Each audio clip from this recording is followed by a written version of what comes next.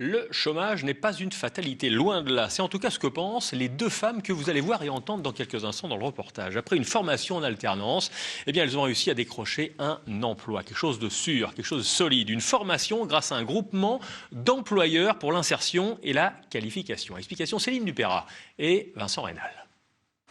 Najia est arrivée à Nantes en 2012. Originaire du Maroc, elle a longtemps galéré parce qu'elle ne maîtrisait pas suffisamment la langue, parce qu'elle n'avait pas le permis de conduire. La première question, il me dit t'as jamais travaillé en France?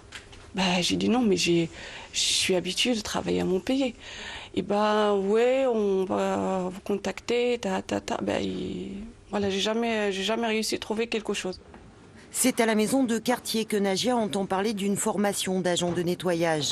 Accompagnée par son conseiller emploi, elle se lance dans un parcours qu'elle décrit comme une aventure. À 47 ans, après 2 contrats en alternance de 6 mois au CHU, elle sait enfin pourquoi elle se lève chaque matin.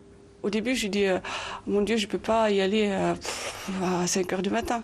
Mais là, maintenant, ça veut dire que j'ai la pêche le matin que l'après-midi. Je fais des sanitaires, je fais des salles de consultation. Même j'ai rentré dans les couloirs des blocs. J'ai fait des trucs que je ne sais pas. Des fois, je ne me connais pas. Comment j'ai fait ça? Plus au sud du département, l'entreprise Artimer, spécialisée dans l'usinage industriel. Virginie est mère de 2 enfants. Peintre en bâtiment, la jeune femme a été déclarée inapte après des problèmes au genou. Alors elle a dû se reconvertir. Mais elle n'aurait pas imaginé un seul instant devenir opératrice sur une machine-outil à commande numérique. Jamais. C'est vraiment... non, j'aurais jamais pensé à travailler dedans et...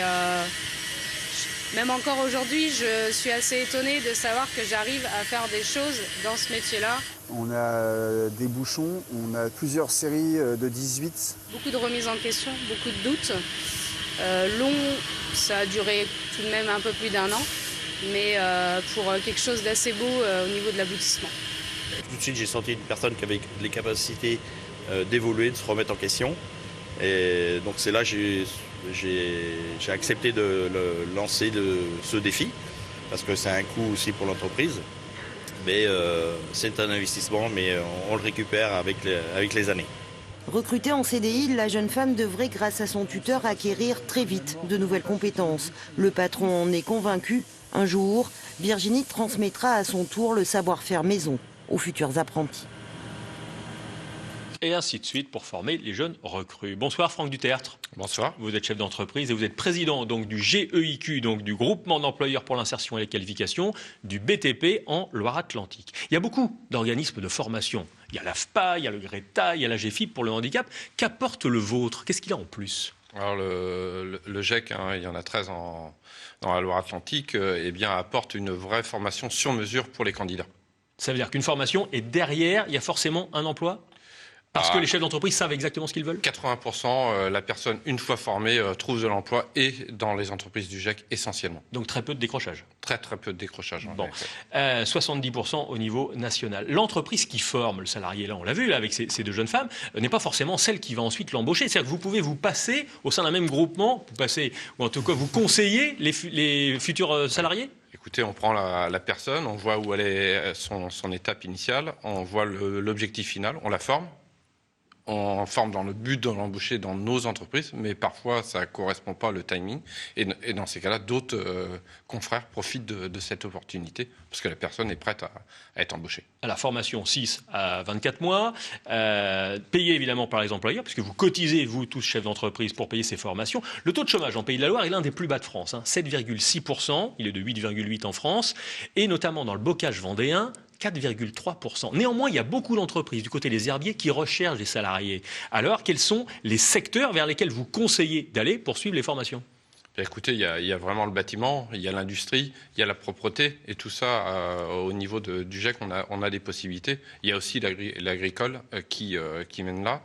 On va dire qu'aujourd'hui, le bâtiment est très pourvoyeur d'emplois, et l'industrie aussi, c'est vraiment les 2 gros secteurs où il faut aller aujourd'hui pour un emploi. Et c'est pas passager, ça va durer pendant des années. Donc ces gens-là peuvent s'engager dans ces voies-là. Complètement.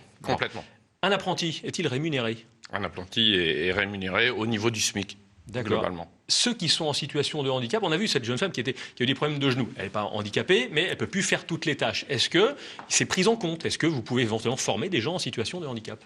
Écoutez, oui, bien sûr. L'objectif, c'est de prendre les personnes qui sont prioritaires, et donc les personnes en handicap sont forcément dans cette recherche. Alors, est-ce que tout le monde peut y aller, ou il y a des conditions quand même pour être admis dans ces formations? Non, pour cette formation, il y a des conditions. Il faut être vraiment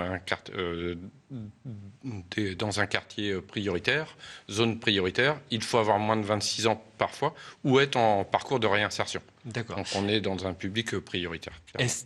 Est-ce qu'il y a des aides dont ils peuvent bénéficier durant leur formation? Oui, on apporte des aides sociales sur le logement également. On aide aussi pour le permis quand la mobilité est compliquée, est un atout pour l'emploi, avec des aides que l'on va chercher. Très bien. Donc si vous voulez en savoir plus sur les GEIQ, vous allez sur le site internet LESJEGEIQ, lesgeiq.fr, et vous aurez toutes les formations qui sont à disposition. Merci beaucoup Franck Duterte. Je rappelle que vous êtes président donc d'un GEIQ, d'un groupement d'employeurs pour l'insertion et la qualification en Loire-Atlantique. Merci à vous. Merci beaucoup. On va revenir dès à présent sur le Grande Day America.